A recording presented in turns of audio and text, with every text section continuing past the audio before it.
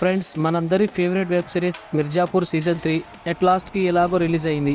ఈసారి ఈ సీజన్ లో 10 ఎపిసోడ్స్, ఒక్కొక్క ఎపిసోడ్ 50 నిమిషాలతో రిలీజ్ చేశారు. నిజానికి మిర్జాపూర్ ఫస్ట్ సీజన్ 2018 నవంబర్ లో రిలీజ్ అయింది.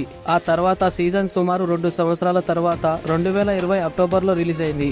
ఈ సీజన్ రిలీజ్ అయిన వెంటనే మేకర్స్ మిర్జాపూర్ సీజన్ 2 చాలా పెద్ద సక్సెస్ అని అనౌన్స్ చేశారు. ఎందుకంటే ఎవరైతే ఫస్ట్ సీజన్ చూశారో వాళ్ళు దీనికి ఫ్యాన్ అయిపోయారు. వాళ్ళలో దాదాపు 50% మంది సెకండ్ సీజన్ రిలీజ్ అయిన 48 గంటల్లోనే ఆ సీజన్ ని చూశారు. కానీ నేను మిర్జాపూర్ సీజన్ 2 చూసినట్లయితే ఈ సిరీస్ ఇక్కడితో ఇంకా అయిపోయింది అనుకున్నాను. ఎందుకంటే స్టోరీని ముందుకు తీసుకెళ్లడానికి ఎలాంటి స్కోప్ లేదు.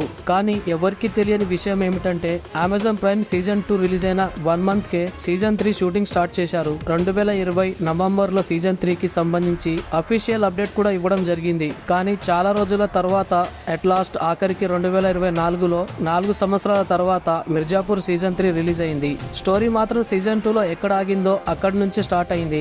మున్నా ఇన్సిడెంట్స్ చాలా మంది కొన్ని థియరీస్ ని ఫామ్ చేసి మిర్జాపూర్ సీజన్ 3 లో మున్నాభాయ్ వస్తున్నాడు, మున్నాభాయ్ బ్రతికే ఉన్నాడు అని చెప్పారు. బట్ మేకర్స్ వారందరి థాట్స్ కి ఫస్ట్ 5 మినిట్స్ లోనే చెక్ పెట్టేశారు. పంకజ్ త్రిపాఠి మిర్జాపూర్ లో లేకపోవడం ప్రతి ఒక్కరూ ఆ కుర్చీ కోసం ఆశపడుతున్నారు. అందులో అందరికంటే ఫస్ట్ మరియు స్ట్రాంగ్ గుడ్డు పండిత్. తన స్ట్రాంగ్ వెపన్ ఏమిటంటే తను అదే మహల్లో ఉంటున్నాడు. అలాగే గోలు అలియాస్ గజగామిని తనకు సపోర్ట్ గా ఉంది. అలాగే తనకి డైరెక్ట్ గా కాంపిటీషన్ లో శరత్ శుక్లా గారు ఉన్నారు. శరత్ శుక్లా తనకి మిర్జాపూర్ కావాలి, అలాగే తన తండ్రిని చంపిన వాడిని కూడా చంపాలి. వీళ్ళందరికన్నా యూపీ సీఎం సహీబా తనకైతే మిర్జాపూర్ నుంచి ఏం అవసరం లేదు, కానీ తను అవకాశం దొరికినప్పుడు మొత్తం మిర్జాపూర్ ని నాశనం చెయ్యాలి అని చూస్తుంది. సీజన్ స్టార్ట్ అయిన 5 మినిట్స్ లోనే మనకి అసలు ఈ సీజన్ లో ఏం జరుగుతుంది అని ఒక క్లియర్ కట్ ఐడియా వస్తుంది. అయితే మనం ఫస్ట్ ఎపిసోడ్ గురించి మాట్లాడుకోవడం కన్నా ముందు కొంచెం బ్యాక్ కి వెళ్దాం. మిర్జాపూర్ ఫస్ట్ సీజన్ రిలీజ్ అయినప్పుడు ఆ స్టోరీ యొక్క స్కోప్ చాలా తక్కువ. మొత్తం స్టోరీ అంతా కూడా కేవలం మిర్జాపూర్ లోనే జరుగుతూ ఉంటుంది. కేవలం 1-2 బయట ప్లేస్ ని మాత్రమే చూపిస్తారు. కానీ సీజన్ 3 లో మనం యూపీలోని చాలా ప్లేస్ ని కవర్ చేయడం జరిగింది. ఇప్పటి వరకు స్టోరీ మొత్తం పూర్వాంచల్లోనే జరిగింది.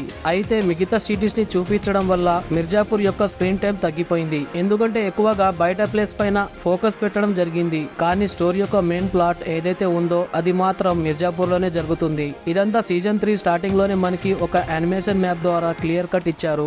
దాని వల్ల మనకి మిర్జాపూర్ లో జరిగే పాలిటిక్స్ గురించి మరియు బాహుబలుల గురించి అలాగే ఇంపార్టెంట్ సిటీస్ ల గురించి బాగా అర్థమవుతుంది. నేనైతే మిర్జాపూర్ సీజన్ స్టార్ట్ చేసినప్పుడు కూడా ఈసారి అంత లెవెల్స్ ఉండదు అని ఎక్స్పెక్ట్ చేశా. ఎందుకంటే ఓటీటీ ప్లాట్ఫామ్ లో ఈ వైలెన్స్ కారణంగా వాటిని కొంచెం డౌన్ చేస్తున్నాయి. కానీ సీజన్ 3 స్టార్టింగ్ లోనే మనకి అర్థమవుతుంది ఇందులో వైలెన్స్ ఏమాత్రం తగ్గలేదు అని. Like vintage Mirzapur, like season start అయిన స్టార్టింగ్ లోనే ఒక మనిషి తల నరకడం చూపిస్తారు. ఎందుకు చంపుతాడంటే ఊరికే చంపుతాడంతే. ఎక్సర్సైజ్ చేసే ఎక్విప్మెంట్ తో మనిషి తల పగలగొట్టడం లాంటి చాలా సీన్స్ ఇందులో ఉన్నాయి. స్టార్టింగ్ లో జైల్లో గొడ్డు పండిత్ యొక్క ఫైట్ సీక్వెన్స్ ఒకటి ఉంటుంది, అది మాత్రం హైలైట్. ఇందులో మనుషుల యొక్క పళ్ళు విరగడం క్లారిటీగా చూడొచ్చు మనం. అలాగే ఎపిసోడ్ 8 మనకి కొన్ని ఎమోషనల్ సిచ్యువేషన్ చూడడానికి కనిపిస్తాయి. ఇందులో నాకు అన్నిటికంటే బాగా ఇష్టమైన క్యారెక్టర్ గొడ్డు పండిత్. తను స్టూడెంట్ నుంచి ఒక గుండాలా ఎదగడం ఒక హైలైట్ అయితే, ఎన్నో సాక్రిఫైస్ చేసిన తర్వాత, ఎన్నో లాసెస్ తర్వాత తను రివెంజ్ తీర్చుకోవడం ఇంకొక హైలైట్. మిర్జాపూర్ ని సొంతం చేసుకోవడం కోసం తను ఎంత మందిని చంపాడో, ఎంత మందిని కోల్పోయాడో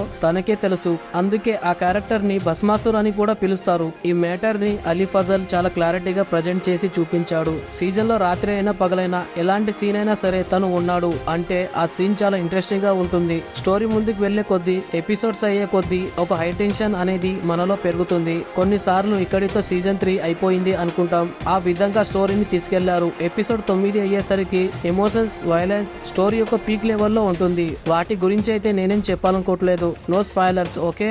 అయితే ఈ సీజన్ లో చాలా మందికి ఇష్టమైన మరొక క్యారెక్టర్ పంకజ్ త్రిపాఠి. అతను కాలిం భయ్యాగా నటించాడు. అయితే ఈ సీజన్ లో మాత్రం ఈ క్యారెక్టర్ ని చాలా తక్కువగా చూపించడం జరిగింది. అయినప్పటికీ ఆయన క్యారెక్టర్ కి ఇంపార్టెన్స్ అనేది తగ్గలేదు. అయితే ఇది మేకర్స్ తీసుకున్న ఒక అత్యంత రిస్క్ ఫ్యాక్టర్ అని చెప్పొచ్చు. But it works. ఎందుకంటే సీజన్ 2 లో తనకు జరిగినటువంటి లాస్ కారణంగా తను మిర్జాపూర్ కి దూరం అయ్యాడు. దాని వల్ల సీజన్ 3 లో తనని చాలా లిమిటెడ్ గా చూపించారు. But it's also key point. అయితే ఈ సీజన్ యొక్క క్లైమాక్స్ చాలా ఇంపార్టెంట్. ఎందుకంటే ఆ స్టోరీ బాగా స్లోగా ఉండకూడదు, అలాగే మరీ హైగా ఉండకూడదు.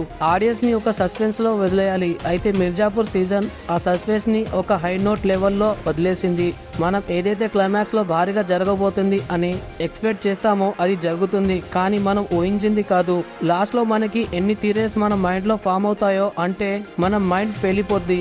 అలాగే లాస్ట్ సీన్ అవ్వగానే క్లోజ్ అయ్యొద్దు. పోస్ట్ క్రెడిట్ సీన్ కూడా చూస్తే మీ మతిపోతుంది. సీజన్ 2 తర్వాత 4 సంవత్సరాల గ్యాప్ ఉండడం వల్ల కొంచెం హైప్ అయితే తగ్గింది, but story speak, so reach కూడా మెల్లగా అలాగే పెరుగుతుంది. గట్టిగా మాట్లాడితే మిర్జాపూర్ సీజన్ నాకు ఒక నూడిల్స్ ప్లేట్ లా అనిపించింది. ఒక్కొక్క నూడిల్ ని తీసే కొద్దీ అది సాగుతూనే ఉంది. అలా నూడిల్స్ అన్ని కుప్పగా పడి ఉంటాయి. అలాగే మిర్జాపూర్ సీజన్ లో కూడా ఒక్కొక్క క్యారెక్టర్ కి ఒక్కొక్క స్టోరీ ఉంటుంది.